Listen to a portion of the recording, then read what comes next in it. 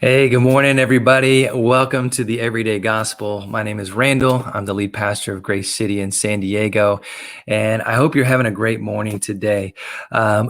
What the Everyday Gospel is are conversations to really encourage you in your faith and to really think of different ways that really being a Christian can impact your everyday life.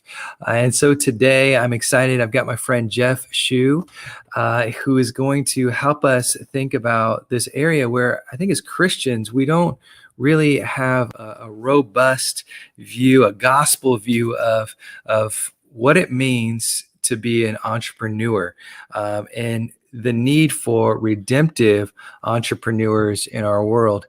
So Geoff is the founder of Flourish San Diego, and I'm excited to have you on today, Geoff. What's up, brother? How you doing, man? Hey, good to see you. Glad to be here. Thanks for having me. Great to see you too. And for anybody that's listening in right now, if you've got questions or comments or things that really spark your thinking, make sure you put that in the comments section. We'd love to talk about that. So Geoff, share a little bit about yourself. You've been on the Everyday Gospel before, but those who are tuning in right now, if you could share a little bit about yourself.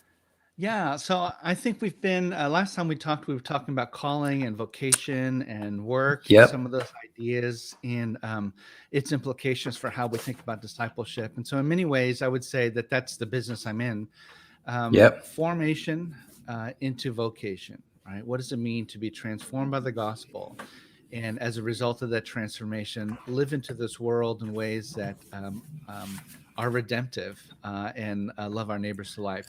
So that's what the organization does, and we are largely strategically interested in focusing on churches and pastors at the moment, but very excited about some other initiatives with different sectors and spaces of culture here in San Diego.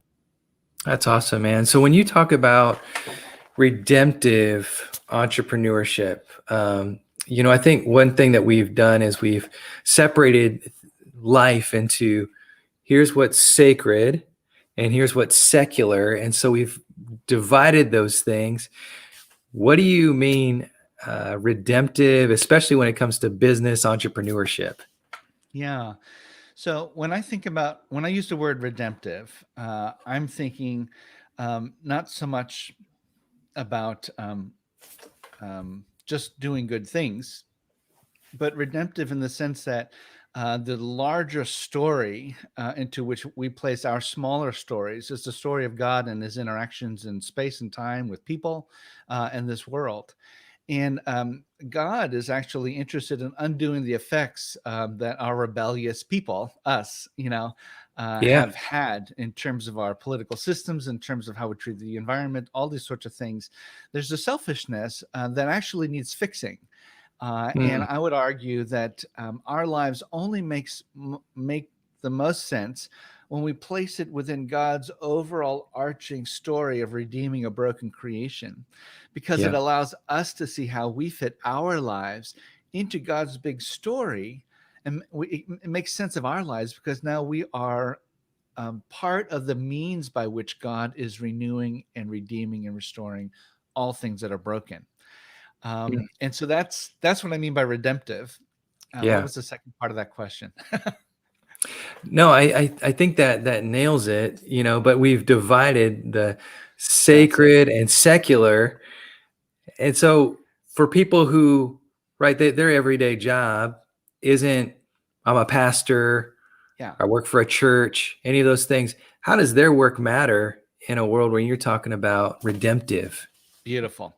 So the problem is somehow this is probably over. Oh, this has probably always existed since Socrates or Socrates, but Plato actually, where we said there's some things that are kind of dealing with the realm of the physical, and there are other things that are dealing with the realm of the supernatural, right, or the Right. spiritual. And we've carried that thinking down, and it actually affects our thinking as Christians in the world today as well, where we say, you know what, the things that really matter are the things of God, right? So Right. that'll be church, that'll be Bible study, that'll be the things that the church does. But then many other things we just kind of have to tolerate, right? Mm, As being, well, this is just the way the world is. In the time of earlier, even up until the Reformation, there used to be these ideas that there's some things that were really godly and could be used. Other things you just kind of had to deal with. This was sacred. This was acceptable. Right. Yep. Even how we thought about our place in the world, we would say the sacred things were the ones that had the most effect. And then, being a mom or a farmer or a dishwasher, these were acceptable. The vocation of Mhm. a soldier and the language of, before the Reformation, it would have been, those are things that are necessary, but not necessarily most important. So not only was there a sacred secular divide, right, a holy and profane divide, but Hmm. there is a sort of um, um, prioritization and value of things that are sacred, and a sense of demeaning of things that weren't considered sacred. And that distinction has plagued the church for as long as I can know, as long as I've read history, and I don't spend a lot of time reading history, but Yeah. for a long time, since Socrates and Plato. I got more to say about that, but I want to pause and see if there's any reflection there. No, I think that's spot on, and there is a need to redeem all of life for the glory of God under the lordship of Jesus. Um, I love the story of I think it was Martin Luther who there was a person who made shoes. He came up, he says, "What do I need to do with my life?" He's expecting him to say, "Well, you just need to go into ministry. You need to give up everything." And he just said, "Make an excellent shoe at a fair price." That's And right. that's how you can honor God. Right. And that thinking is redemptive, right? He basically sent him out Absolutely. and said, "Go be a redemptive entrepreneur." That's right. Go That's right. redeem the shoe market. Um, That's right. That's right. and Yeah. And so what yeah, happens, right? And this is and the reason why why that's a new thought to us oftentimes is because we've done that division in our head, right? And we've basically, for I don't know, millennia, said, you know what? If you really want to serve God, there's a profile to that, right? It's hmm, probably mean live in poverty. It probably means give of yourself, even in unhealthy ways. And quite frankly, it means going to the priesthood. It goes into the ministry. Start something like that. Um, and what happens is, if we're generous and saying 5% of a congregation winds up going into the sacred vocations, it means that we are communicating to 95% of our congregation that are sitting in our pews that your work is sort of a second class kind of a contribution to what God is doing. This is yeah, preferred. This is acceptable. right, Um, and when you do that, you're basically um, you're eliminating, you're without knowing it, you are disqualifying people in their imagination about yeah, how and with their vision of how God can use them. And that actually is something we need to spend some time repenting over, yep, because it disqualifies people from living into what they were created yeah. for, and that is to be part of this redemptive story. Mm. And what that is inviting everyone to be a part of that story. I love that. And I that's the church, right? That we're sent out. We're the called out ones. We're the sent out ones. We're the ones to go out into all places and live as a light in a dark world. So for you, Geoff, including go for it. including the shoe market, right? Including the shoe market, Right. And by including that, I'm not making a reference to my last name, which is pronounced shoe. But yeah, in terms of clothing, in terms of housing, in terms of how do you effectively move goods and services, Amazon, oh my gosh, and you know, right. and UPS and logistics during this past Christmas season. There are Yeah. Christians in every one of those spaces, right? And the question is, how do we learn how to live inside every one of these spaces in light of our redemptive mission, right? Oh, Yes. that lends some meaning and purpose into how we wind up living as people and answering the question, why do I exist? Okay, so let me ask this then. We say, well, okay, I want to live redemptively. Does that mean that I just need to stick an ichthus on a t-shirt or on what I do, my business card or something like that, so that people just know that I'm a Christian? Is that what you're asking us to do as we go out and live redemptively in the world? I just need to tell people I'm a Christian and wear a cross necklace, something like that. Is that what you're asking me to do? Is that what redemptive? Um, I was going to make a joke about ichthus because I think there are less and less people who know what that is. So I was going to go with the Yeah. cross, but that might communicate better. All right. Yeah. The ichthus, of course, is the symbol of the fish, right? Yes, That the fish has been used as a symbol. symbol. That's right. Yeah. More Um, 90s. It was more popular in the 90s, I guess. that's right. Within Christian, circles. Subculture. Yes. Yeah, subculture. And I would say that there's no problem with that, right? Yes. I think that's great. But if we stop there, in terms of thinking about that as being the way in which we live redemptively, then I think it doesn't necessarily go as far as it could. Mm, So when I think about living redemptively, I'm thinking about um, the praxis course I'll make mention to in a moment here, but there's this yep. idea that I don't want to just, I don't want to live in this world in an exploitative way, right? Mm, Where I'm taking advantage of other people or taking advantage of culture to be able to make a living for myself. I hope as Christians, we know that we're interested in taking a step beyond living exploitively to living ethically, right? And right. so that's a great thing. But when I speak about being redemptive, I'm very helped by the work of the Praxis Labs folks in New York City, where they're saying, not only do you not want to be exploitative and move into being ethical, but there's actually an opportunity to move from being beyond ethical to actually making a difference in this world, living redemptively.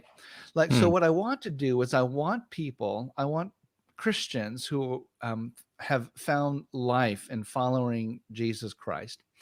I want them to have an imagination beyond um, um, just going to church, right? And shoving their Christian experience into an hour and a half on Sunday mornings. No, I want them to be able to recognize that there's more about their life is sacred than they know, mm, and that the way in which they live sacredly and redemptively in this world moves beyond merely wearing a cross and having an ichthus on your bumper. So it moves beyond merely being ethical with my neighbors on the cul-de-sac or in my workplace, but actually moves to being redemptive in the sense that how I live um, is certainly ethical and right. non-exploitative, but actually has the opportunity to breathe life into people and has the opportunity to participate in pursuing justice in this world, right? Mm, So, living ethically um, as a um, restaurant owner, means paying perhaps a prevailing wage. It means paying attention to vacation time, and maternity leave and those sorts of things. But yeah. living redemptively as an owner of a restaurant may mean that I'm paying living wages, Mm, right? And perhaps that as I think about the meals that I offer, I'm not just offering meals to be able to make a buck, but I'm actually engaging in it in artistry, right, and in value and in nutritious value, because it does more than just act ethically. There's actually a contribution to making the world look like it ought to look like, you know. yeah. Um, Yeah. and so, as I think about the opportunity for us in all of these spaces to move beyond just make a buck to Yeah. being ethical, but actually fighting hunger or even food deserts. Mm. How do we engage the imagination? How do Yeah. we embrace the image of the Creator in which we've been made, Yeah. to actually move beyond the limited imagination that we've had to actually saying, wow, I can actually do something new or creative in terms of how things are done so that it has more benefit to my neighbor than I know. Wow. That's what I mean by redemptive. And I think this is a really important point, Geoff, because what I'm seeing is there are people who are picking up on this that aren't even Christians, that are looking at their community, their neighborhood, their business, and saying, you know what, my business is more than just about me. It's more than just about being ethical, but it's about making a difference here in my community. And so I want to be more community oriented. I'm seeing this in all of these different spaces, Geoff. Yes. And it's sad, but I feel like many times as Christians, we're the last one to the party. Yes. We're the last one I to agree. understand this. And this is the way that the world is moving, is seeing a need for redemptive, community oriented, make blessing communities, making a difference. How can we as the church start to make some change in this area? What are some Yeah. practical things? Because you're talking about, okay, don't be exploitative. What does that mean? Don't, be ethical. Again, like, what does that mean? And okay, how do I get to a place of being redemptive, even the way that I'm thinking about what I'm doing? Yeah. So I think first of all, we need to name it. Right. Mhm. Yes, this is absolutely a dynamic that's happening. Um, and and this is how I'll name it for the industry that I'm in. As a pastor, as a church leader, in the ministry, um, I think because of the funky ways in which we've separated sacred from secular, um, without knowing it, particularly as culture has shifted so much and is no longer predominantly the influence of the Christian worldview is no longer as dominant as it has been. I think the tendency has been for churches and church leaders to kind of slowly shift into self-preservation mode, Yep. and without clarity about the big story and what the mission is that the church is the means of accomplishing, Hmm. we actually have made the mission self-preservation. And Wow. in that context, we wind up saying, oh, um, without knowing it, we've said we're here to live for the sake of our community, right? Hmm. But all of our values and all of our thinking is really preserving ourselves. And I Wow. think what happens is we have an entire generation now of people who are finding themselves de-churched, right? Yep. In other words, they are no longer finding themselves in churches because they're saying, wait a minute here. I don't know that I can put a thumb on it, but it feels like our church exists for itself, or the Yep. church in many ways exists for itself. Yep. And the broader culture has said, wait a minute, we need to live for the sake of all of these broken things that are happening in this world.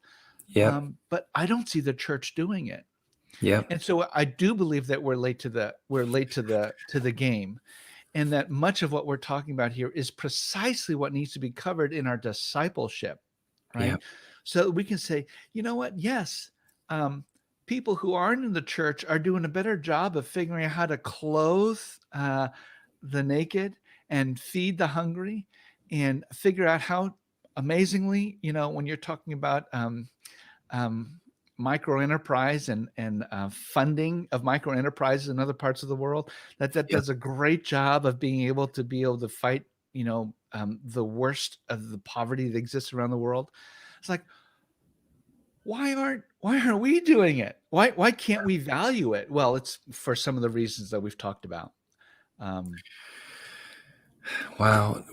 Is there any time in history, as you talked about history earlier, is there any time in history where there was a renaissance of this happening within Christianity? And where do where do we need it to be to get back to this place? Yeah. Well, if you're going to ask me about history, this is going to be precarious. But um, I I would say that we are in an unusual time, at least in the church in North America. But I do think, by virtue of our influence over the last couple of centuries, some of what we valued has leaked over to the rest of the world. Hmm. Um, but I think we're in an unusual time, because if you think about it, there was a period of time in which the church embraced healthcare. And this is why you still have the word Presbyterian in hospitals, right? Yep. Across the Yep. country, or Lutheran hospitals, or whatever. There was a time when higher education, Harvard, Yale, all had schools of divinity because it was deeply integrated, right? Yep. And so I think we're in a distorted time right now, where I'm going to say, our theology of calling and vocation and work have been um, so unembraced, really, by the church, that we haven't known how to think theologically about how we engage the world redemptively. And Yep. so it Yep. sticks us into a little portion of society, relatively and growingly irrelevant. Yeah.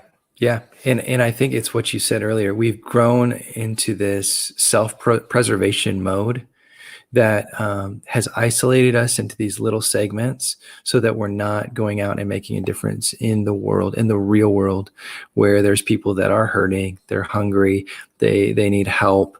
And so as we think about redemptive entrepreneurship, one of the things that we've been doing together is we've been going through this course Praxis, and for me, it's been enlightening. It's been encouraging to not only see for myself I'm actually going uh, for life changing. So if you can fit that in life there, that'd be great. changing, Okay, transformative. great. Yes, many of those words.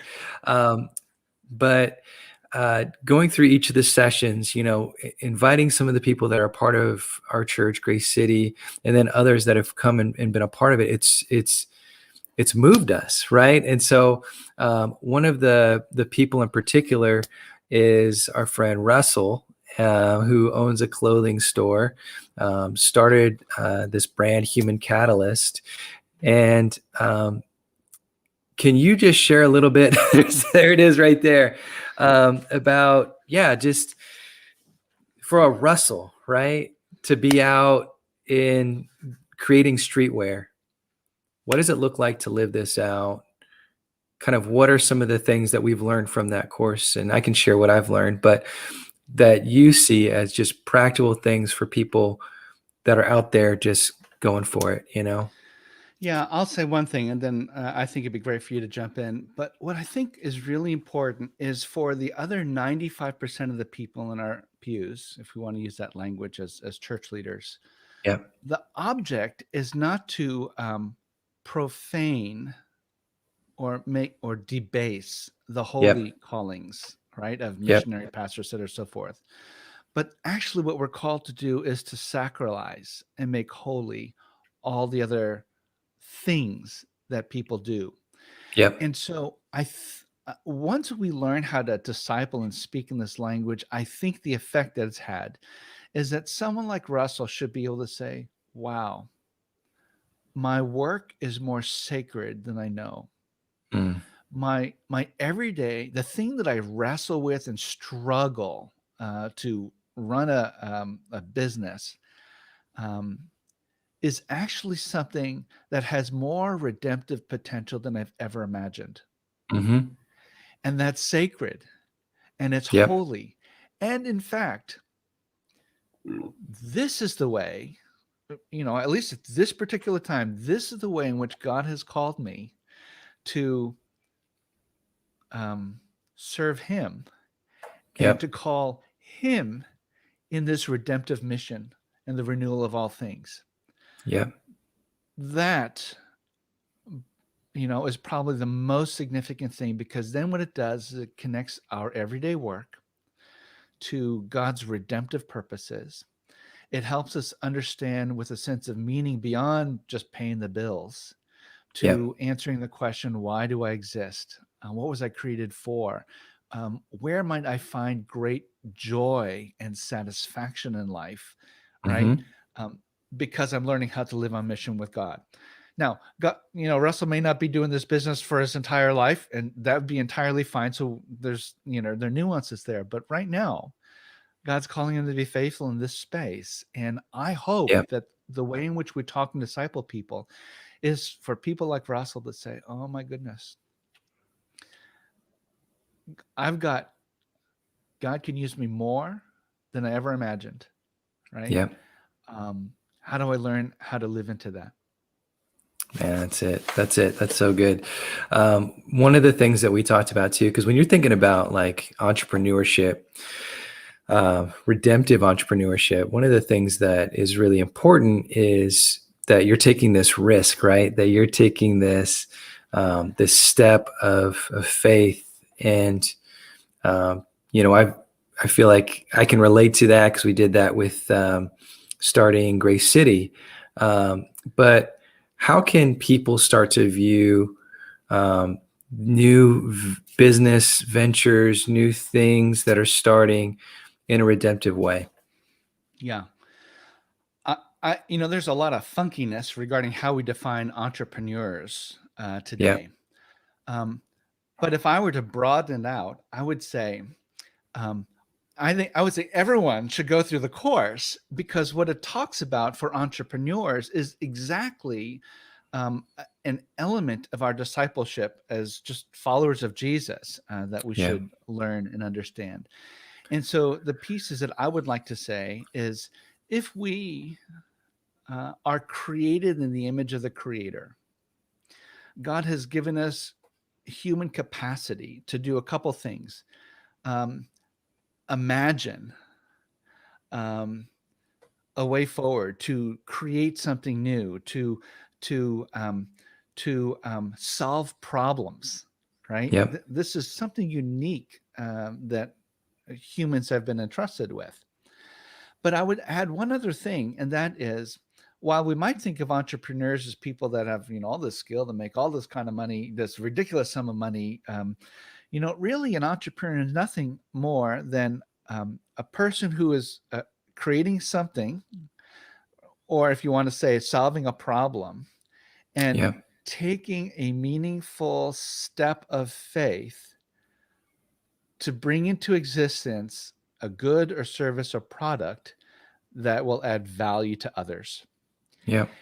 And if I were to frame this Christian discipleship, you can do it in exactly the same way, right? Yep. Saying, oh, how do I learn how to fix a problem, right? How do I learn now how to see the world in meeting a need with whatever capacity I have, or that I know that someone Yep. has?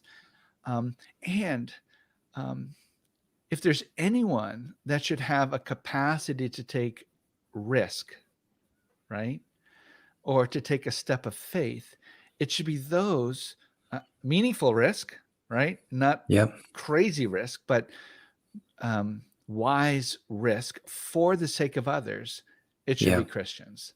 We should Wow. own this space. Yeah. Yeah. Yeah. Yeah. Because we have God. He's the one that That's brings right. nothing into existence, right? Like he takes nothing and says, And here's I a would say, universe. and I'd say if we learn how to own this space, we Yeah. would be able to recover, right? The idea of maybe not hospitals, but fresh ways of thinking about providing healthcare, Yeah. right? And upending, right? Patterns that are not redemptive, but actually could be Yeah. unjust. And Yep. it's like, this is precisely, I think, if we learn how to live into this, it becomes our most powerful apologetic, the most Yeah. powerful defense we can make for the value, for the way of Jesus, in Yeah. a broken and hurting world today. Wow. Yeah. Um, One of the sessions talks about creativity. Is the first one, right? Like and how as Christians we can fall into different categories. I think it was like 4 different categories. And then, our call is to create and cultivate. Can you talk a little bit about some of those traps that we can fall into as Christians, and especially when we're thinking about like starting something new and entrepreneurship? Again, we're just like, is this, yeah. What are some of those traps that we can fall into? Yeah. If it's a quiz, I think I'm going to fail. I can So feed no, some I of these can't to you. speak to. Okay, feed them to me, and then I'll comment. How's that? One of them is that we can copy culture. Copy culture. Yes. Don't do And that. and and I remember, yeah, it was like music, right? So I remember when I first became a Christian, it was if you like this band, then you'll really like this Christian version of this band. There wasn't like much creativity. It's just like they're the mimic Christian That's right. version of this band. So That's right. What's the next one? yeah, how do we not Yeah. fall So into some of that? another one was like critique, right? Yep. Yep. So this is the 4 C's. I don't remember them all right now, so you can feed me the one I forget. But there were reflections that Andy Crouch was making regarding how the church engages culture. Yep. And so sometimes there's a critiquing of it, like we stand back and say, "Oh, that's not good. That's not, this is wrong," right?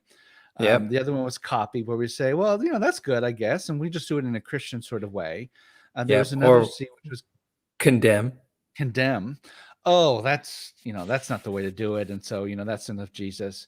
And then the fourth one was Consume. And so we just consume it. consume. We're Yeah, just like everybody else. uncritically, right? Exactly. And his comment, and the thing that stands out to me is that if you sit and reflect on some of these things, this is the way in which different Christians of different stripes have chosen one or all four in some ways, sort of engaged Yep. culture. And the problem with that is it's all reactive, right? It's all letting, whether we call it the culture of the world or prevailing culture, to kind of dictate the course, and then we react as Christians. Yep. The opportunity to embrace the image of the Creator in which we've made and engage in creating something new, right? Is that we get to be proactive in the sense that we get to live out of our convictions that we are created to solve problems, right? And create an image of the Creator. And that the best way to be able to fight injustice and unjust systems is not necessarily by merely condemning or critiquing or copying, right? But actually creating something new. And so that moving out of the ethical, what's the ethical option of us in terms of what the world's creating? No, the best way to change culture is by creating new culture, right? Yeah. To be able to do something out of a fresh imagination that's shaped by the reign and rule of Jesus, right? Yeah. And living redemptively. So it's like, rather than just saying, "Oh, Facebook's terrible," is it possible that there is some way of creating a social media platform that actually promotes good social, right? Yeah. Interactions? That would be offering a redemptive alternative, right? Right. As opposed to merely critiquing. Wow. And I think being able to have that understanding of it's not just to bless Christians. Yes. It's to bless the world. It's to That's make right. a difference in the world, right? Because then we can well, this is just our little subculture community here. And so we're just going to do what we can to bless this little segment of people. It's like, no, make a difference and do good in the world and give glory to God through that. That's right. Because again, it comes back to creation, right? God created and it was good. what happened? It was tainted by sin. And so that's like the fall, like part of it, right? And so now God has sent us as agents into the world to bring good for his glory, in all of these different spaces. And I think that's beautiful. And so the word that I've heard you use before is shalom. Hmm. Why is that so important? Oh, it's a great word. If you know the word, you're familiar that oftentimes it's used as a synonym. It's a Hebrew word, and often the synonym for that in English would be peace. Uh, However, and whenever you're translating language, the word shalom in Hebrew actually carries dimensions that are far more than peace in the sense of the absence of hostility. Shalom also means that there is things are the way it's supposed to be, right? Mm, So not only is there not war, but there's also justice, right? yeah. Where there are not people that are being treated unjustly, right? This is what Mm, shalom also means. But then there's also this meaning of flourishing, right? The sense yeah. of economic, people are employed and they can provide for themselves. There's a sense of people having doing well. Flourishing is the word that we like. And so when we talk about shalom, we are actually talking about a condition of